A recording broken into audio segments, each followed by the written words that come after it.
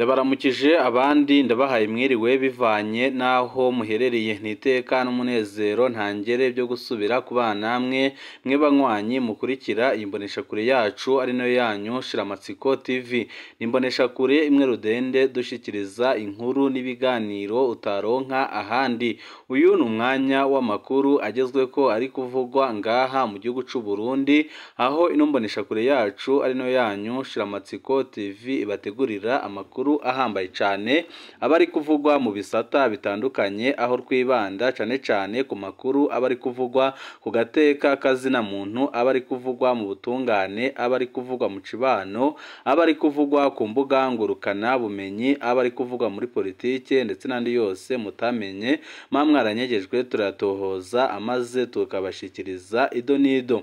Muganga Patrick bitanga umutwenzi yaraye ahagaritswe nk'unyurujwe n'iperereza, ariko amakuru adushikira ntahumuriza, aravuga ko umwanya n'umwanya ashobora kugandagurwa kubera amajambo yashikirije muri groupe ihuriyemwo abaganga bakorera mu Burundi ndetse no hanze y'igihugu c'u Burundi.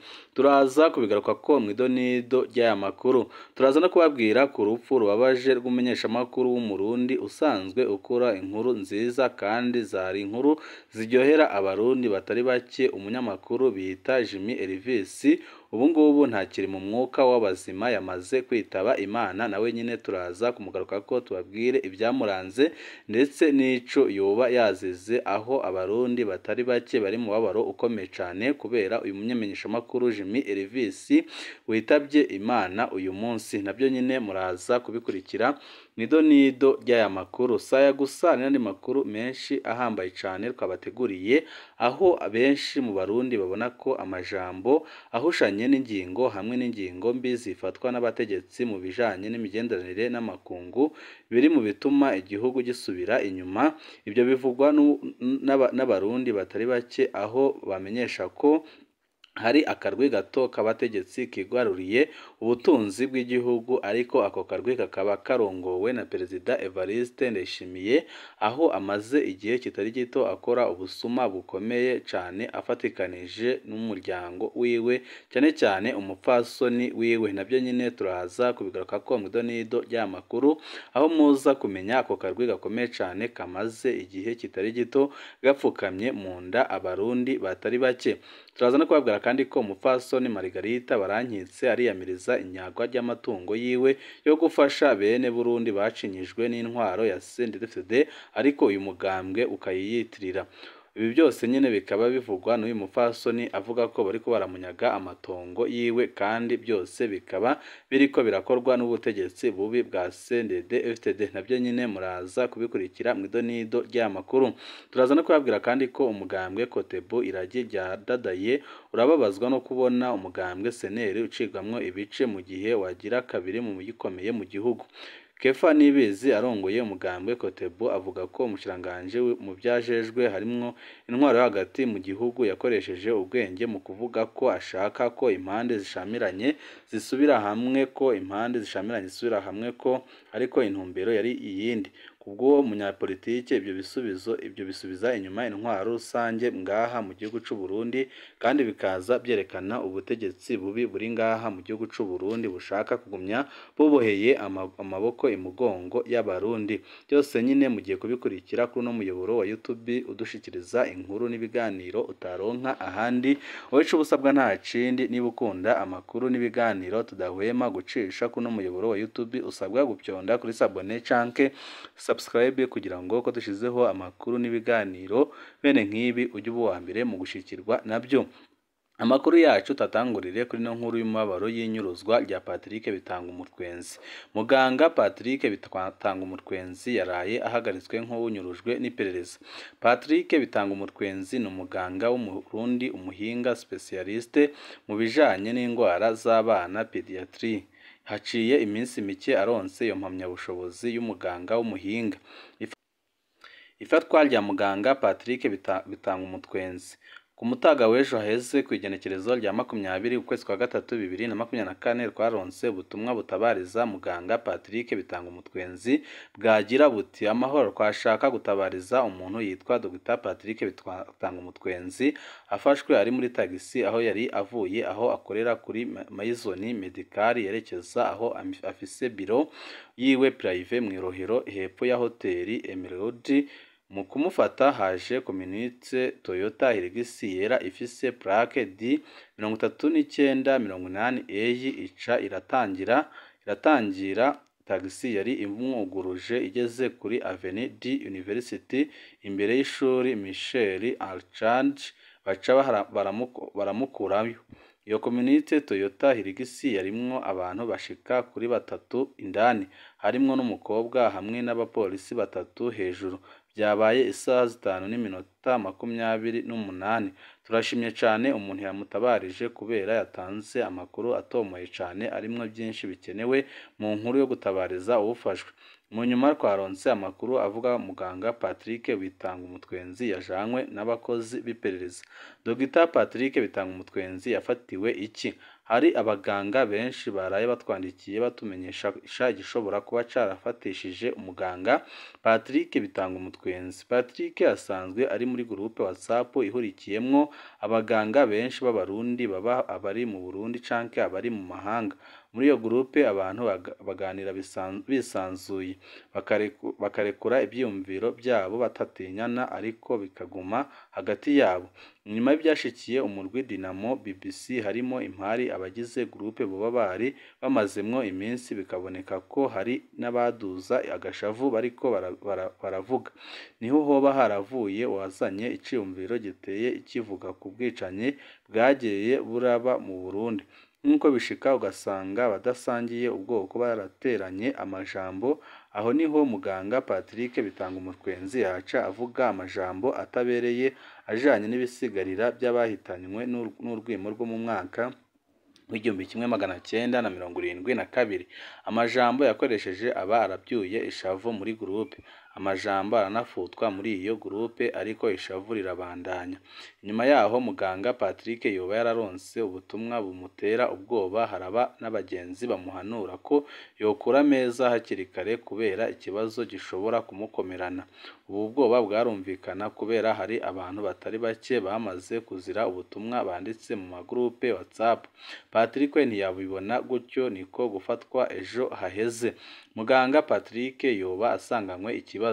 Ni benshi mu bagenzi ba muganga Patrick Bitangumutwenzi batwandikiye nijoro bavuga ko yari asanganywe ikibazo muri no minsi aho akaza ishavu agasanga yavuze amajambo ashobora kumukwegera.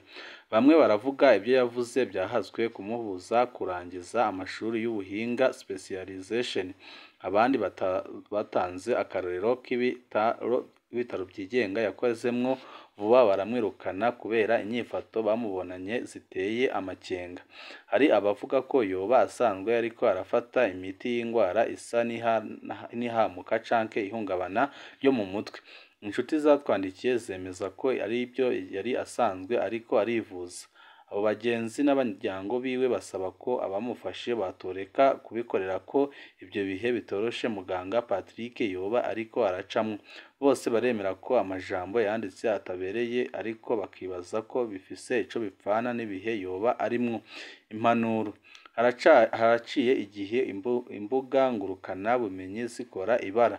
Abantu barikura bakandika mu magroupe WhatsApp ikibajemo cose kubera baba bibaza ko baganira n'abagenzi kandi ko ibyo bavugana biherera hagati yabo. Abantu benshi ntibazi ko groupe WhatsApp yose imaze kubamwo umurwi munini w'abantu bava mu mihingo itandukanye hategerezwa kubamwo abakozi biperereza.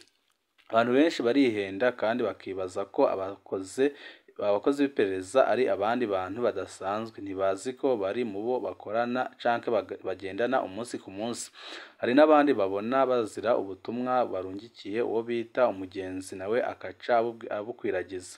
Benshi baribuka umukenyezi yakora muri meri ya Bujumbura yasize amajambo yakoresheje ku bakenyezi bagize ishirahamwe Femi Intwari ryari rirongowe na Angeline Ndayishimiye.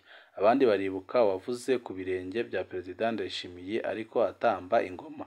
hari abasirikare batari bake bapfunzwe bazira ubutumwa banditse mu magurupe WhatsApp bakidogera ingingo y'abakuru canke amajambo y'abategetsi. Nohanura abarundi kwitondera cane ibyo bacisha mu magurupe WhatsApp, hariyo imitego ikomeye cane. Ku bijanye n'ibyo muganga Patrick Bitangumutwenzi yanditse narabisomye ntibibereye na gatoya. Umwaka w'igihumbi kimwe magana cyenda na mirongo irindwi na kabiri warababaje abarundi benshi cane mu moko yose. Umurwi Severi uvuga ko mu mwaka habayeho ihonyabwoko ry'abahutu hamwe n'ibyaha by'agahomeramunwa ku batutsi n'abatwa. Abarundi bose ntibahuza ku mazina yohabwa ibyabaye, ariko bose barahuza ko ibara ryaguye. Hari imiryango myinshi y'abahutu yaburiye, hari imiryango myinshi y'abatutsi yahaburiye, hari imiryango y'abaganwa yahaburiye, hari imiryango y'abatwa yahaburiye, hari n'abanyamahanga bahapfiriye. Birya bisigarira birimwo ayo moko yose. Twese dutegerezwa kubaha abacu bashengeye, tukanibuka imbere y'ico twovuga cose ko hariho abatuntuye kubera ibyabaye, ariko kandi tugabanye ibyo byose byongereza kudutandukanya. Abantu basangiye gurupe WhatsApp ibyo baganira bikwiriye kuguma hagati yabo.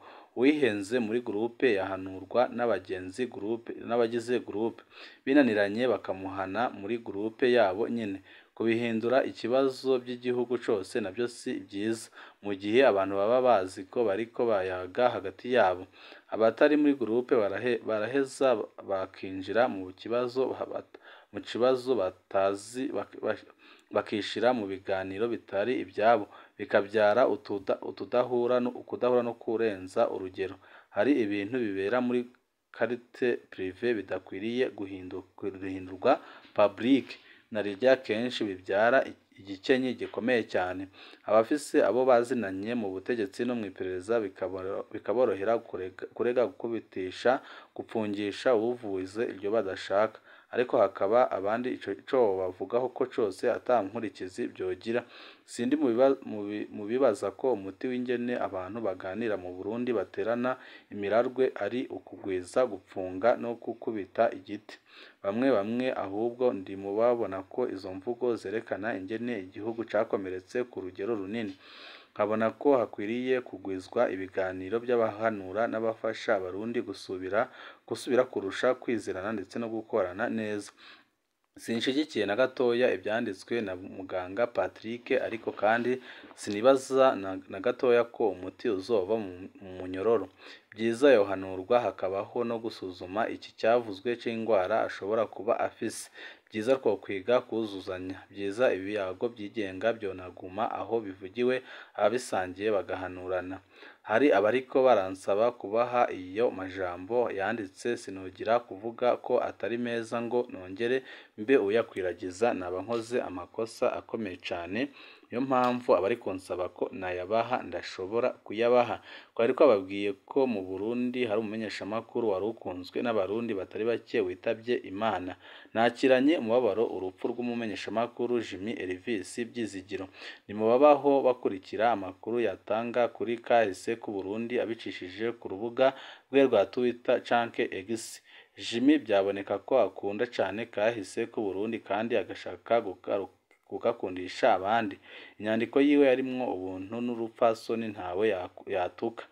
Kuri no mbonesha kure ni kenshi twakoresheje udufoto twa Jimmy kandi twaranezereje benshi mu bakurikira ino mbonesha kure yacu. Urupfu nk'urwo ni uruhombo ku gihugu. Jimmy agiye akiri muto, sinaronse amahirwe yo guhura nawe. Ndahojeje umuryango asize, Imana ihoze kandi ikomeze abiwe. Banywanyi bacu, amakuru yo aba ari menshi, ariko mu kandi kanya karibuze turaza tubasesengurira amakuru ahambaye cane ari kuvugwa mu mugambwe seneri, aho abarundi batari bake ndetse n'imigambwe itandukanye ivuga ko Martin Niteretse yakoze ikosa rikomeye cane, kandi benshi bakemeza ko Perezida Evariste Ndayishimiye nawe yabigizemwo uruhare, ariko ko umwanya n'umwanya ashobora kubibazwa. Turaza kubigaruka ko nyine makuru yacu, hanyuma tuze no kubabwira ku karwi gakomeye cane kamaze igihe gapfukamye mu nda abarundi, aho kiharije ubutunzi bwose bw'igihugu. Akaba ariyo mpamvu abarundi isinzi bari mu bukene buhambaye cane. Byose nyine muraza kubikurikira amakuru yacu, hanyuma ibihe byiza nibyo ndabipfurije.